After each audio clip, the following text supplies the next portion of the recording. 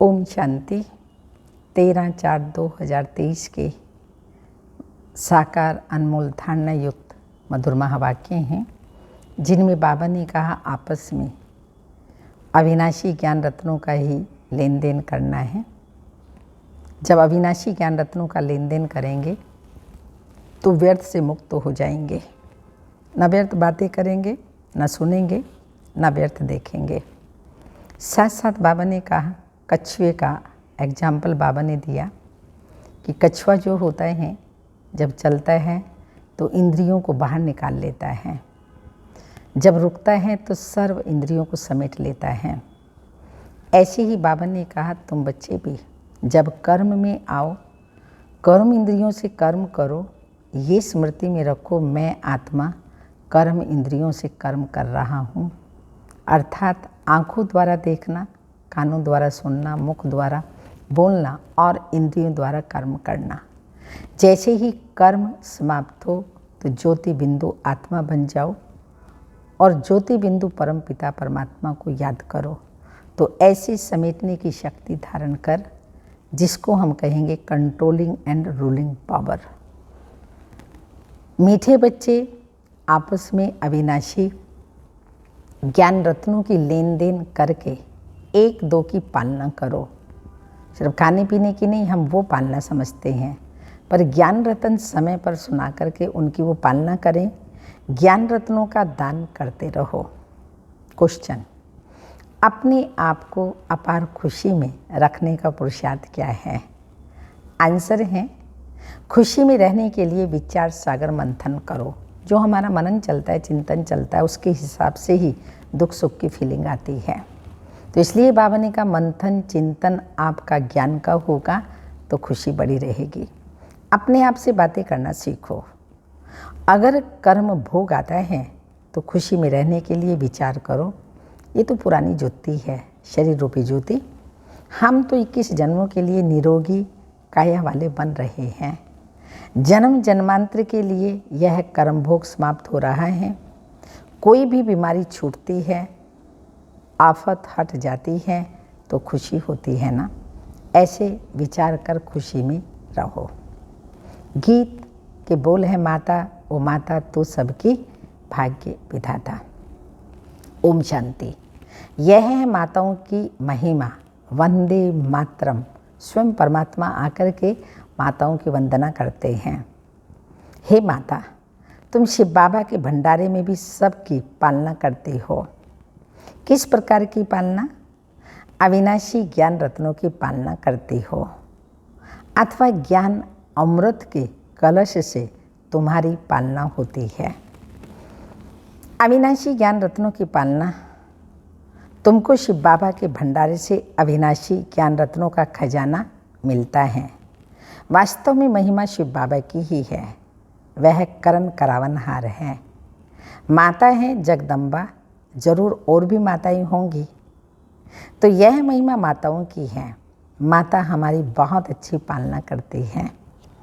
शिव बाबा के यज्ञ में जो रहने वाले हैं उन्हों की भी पालना होती है और अविनाशी ज्ञान रत्नों से भी माताओं द्वारा पालना होती है।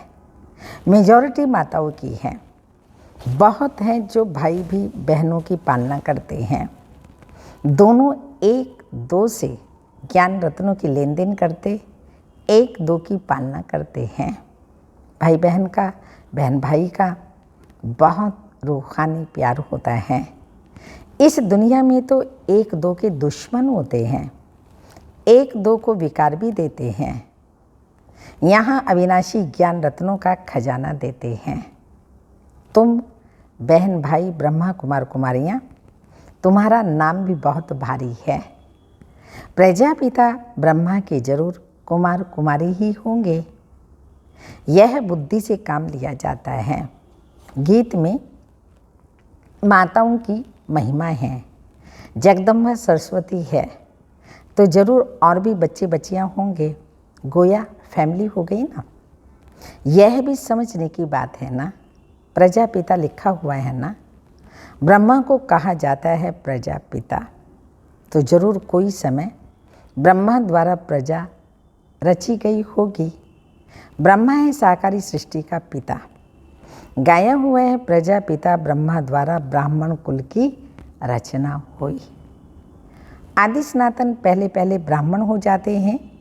वास्तव में आदि सनातन देवी देवता धर्म कहना ये रॉन्ग है। वह तो सतयुग का धर्म है, यहाँ पर ये कहना रॉन्ग है।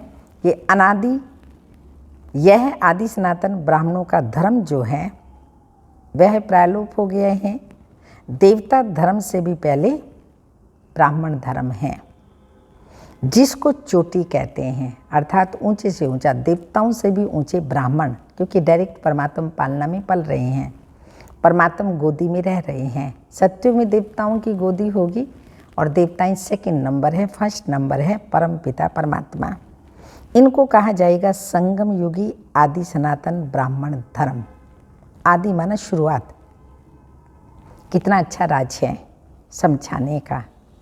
बाबा ने समझाया है, पहले जब कोई आते हैं तो उनको बाबा का परिचय दो। यह है मुख्य। ब्राह्मणों की तो राजधानी है ही नहीं। लिखा जाता है सत्युगी डिटी वर्ल्ड सॉवरेनिटी तुम्हारा ईश्वरीय जन्म सिद्ध अधिकार है। देवी देवता धर्म तो बरोबर है, परंतु उन्हों को ये राजधानी कब और कैसे मिलती है वह भी समझाना पड़ता है। इसलिए त्रिमूर्ति चित्र सामने जरूर रखना है।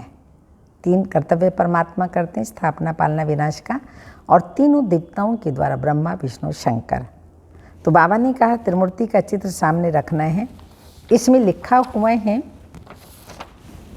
स्वर्ग की बादशाही जन्म सिद्ध अधिकार है, किस द्वारा वह भी लिखना पड़े।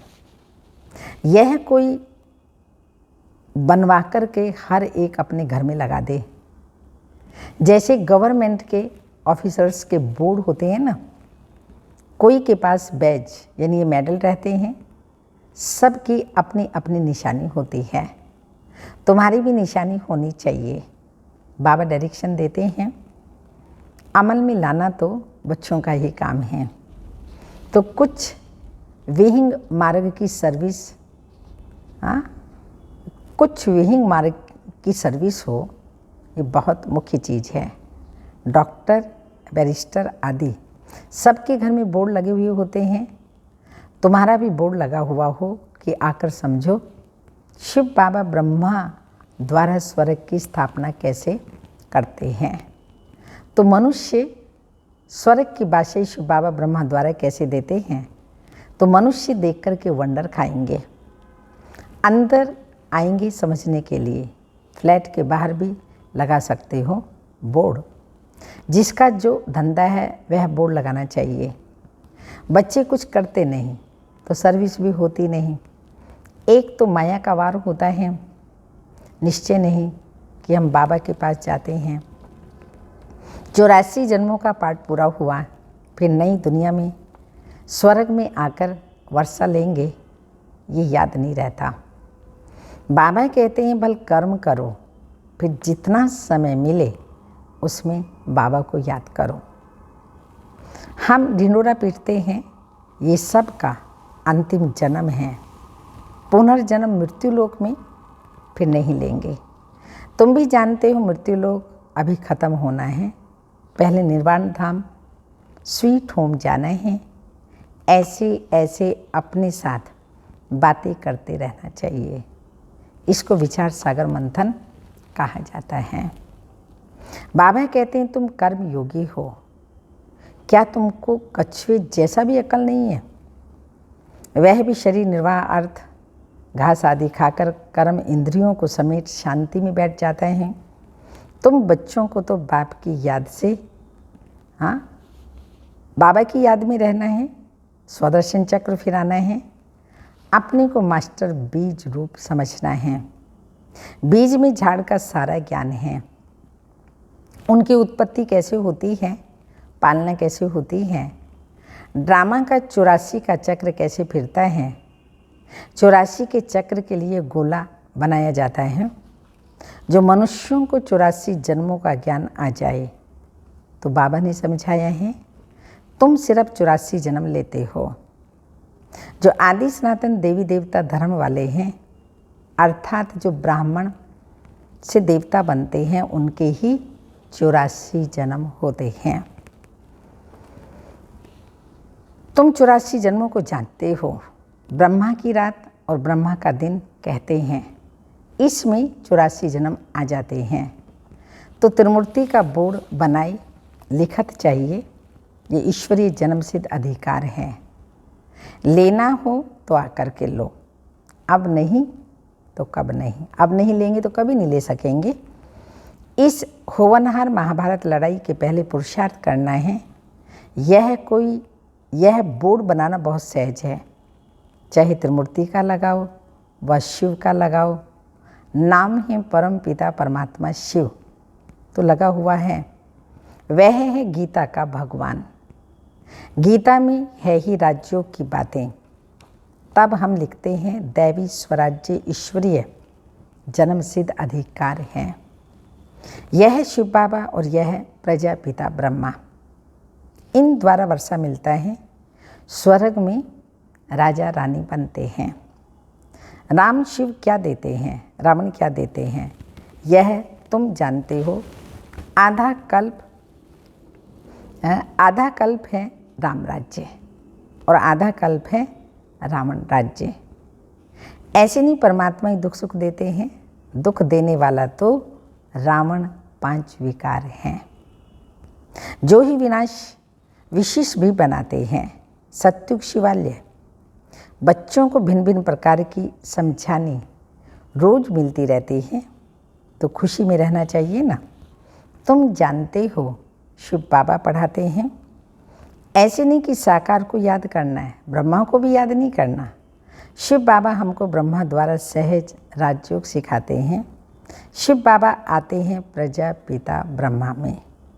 प्रजापिता ब्रह्मा और किसी को कह नहीं सकते, ब्राह्मण भी जरूर चाहिए ना। तो बाप आकर सच बतलाते हैं। गाया भी जाता है सेकंड में राज्य भाग्य। बच्चे कहते हैं हम शिव बाबा के बच्चे हैं।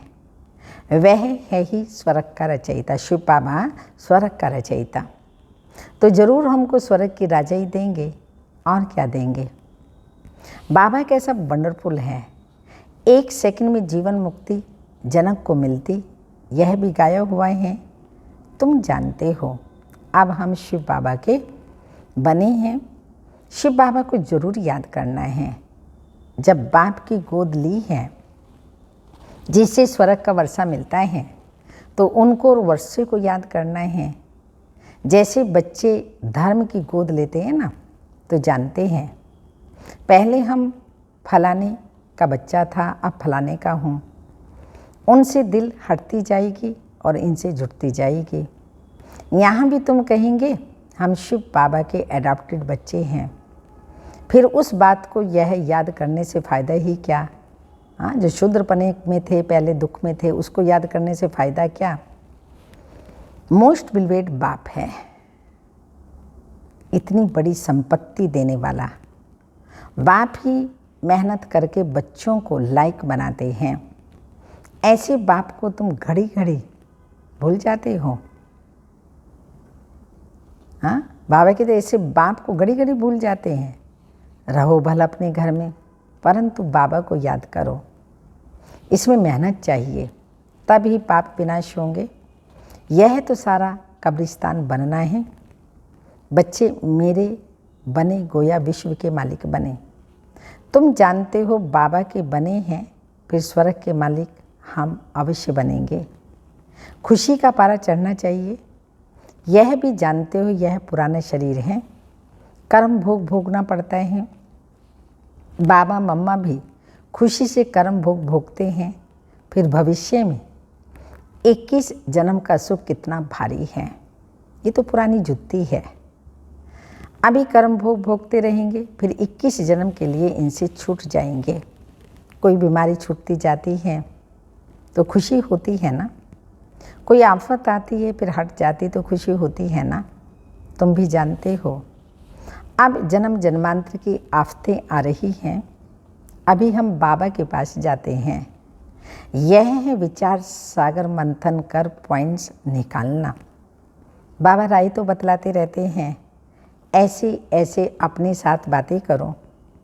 हमने 84 जन्मों का चक्र पूरा किया, अब बाबा के पास जाते हैं, फिर बाबा से वर्षा लेंगे, साक्षात्कार भी करते हैं।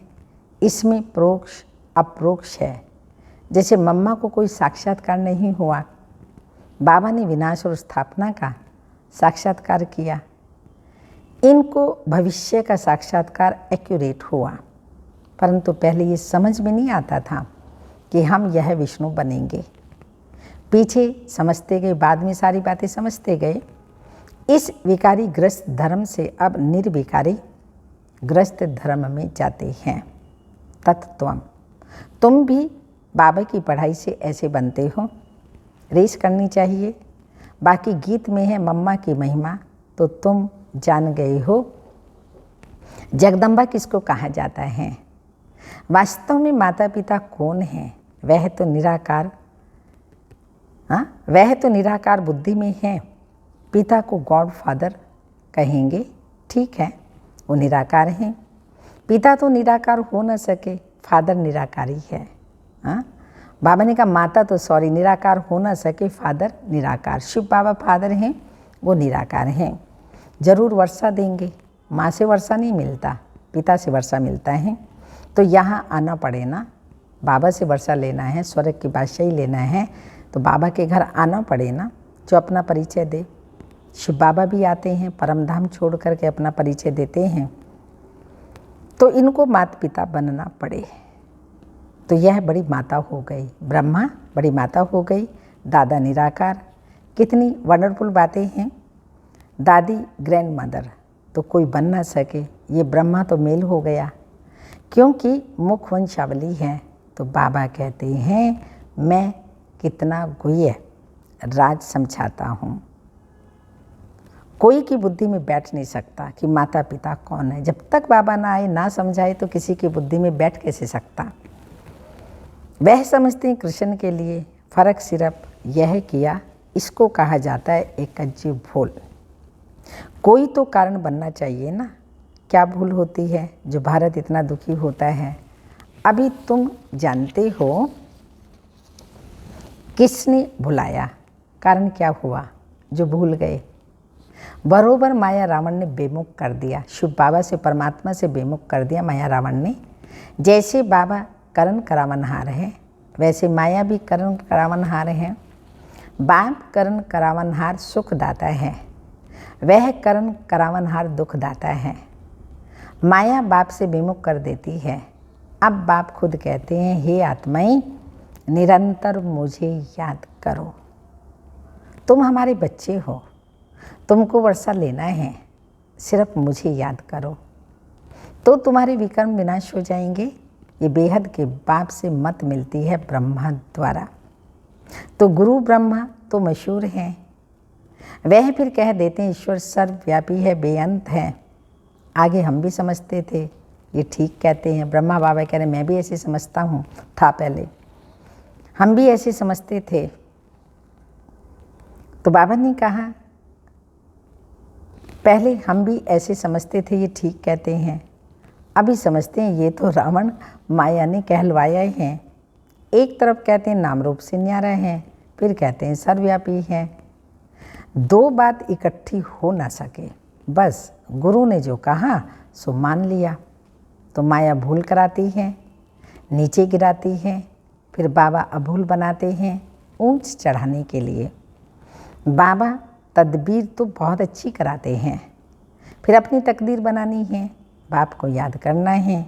यह तो सहज है ना। कन्या की जब सगाई हो जाती है तो उनके पीछे एकदम चटक पड़ती है, वैसे अब तुम्हारी सगाई होती है शिव बाबा से, तो उनको चटक पड़ना चाहिए। बाप कहते हैं तुम मुझे याद करो, तुम्हारी आत्मा पवित्र बनेगी तो तुम मेरे साथ चलेंगे।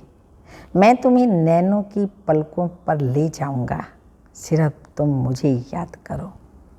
तो मैं गारंटी करता हूँ तुम पापों से मुक्त हो जाएंगे। भगवान बच्चों से गारंटी कर रहे हैं। हम ऑब्जेक्ट बिगर पुरुषार्थ कैसे करेंगे? यहाँ अंधश्रद्धा की बात नहीं है, ये शिव बाबा की कॉलेज है। वह है स्वर्ग का रचयिता। अमर लोक के लिए पढ़ा रहे हैं, अब तो मृत्यु लोक है। मृत्यु लोक खत्म हो जाएगा, फिर सत्युग जरूर आएगा, ये चक्र फिरता ही आता है। अच्छा, मीठे मीठे सिक्के लदे बच्चों प्रति माता पिता बाप दादा का याद प्यार, गुड मॉर्निंग, डायमंड मॉर्निंग। रूहानी बाप के रूहानी बच्चों को नमस्ते। हम रूहानी बच्चों की रूहानी माता पिता बाप दादा को याद प्यार, गुड मॉर्निंग, डायमंड मॉर्निंग, ओम नमस्ते।